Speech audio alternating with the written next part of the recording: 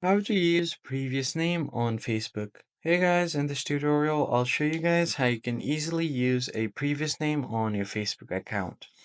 First thing first, open up Facebook app and make sure that you are logged into your account. Once you're logged in, find the menu icon at the top right corner of your screen. Once you get to menu, tap on the gear icon. Then from the gear icon, you can just go ahead and head over to your account center.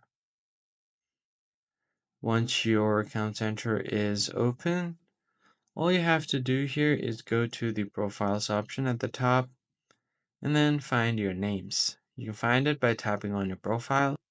Just tap on the profile name right here and then go to the name section. So if you tap on the name, and if you have previously changed your name, it should look something like this.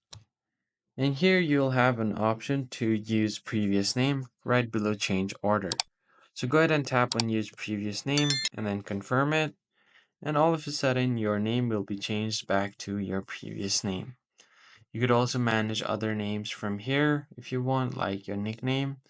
And that's pretty much it, guys. I hope this tutorial was helpful.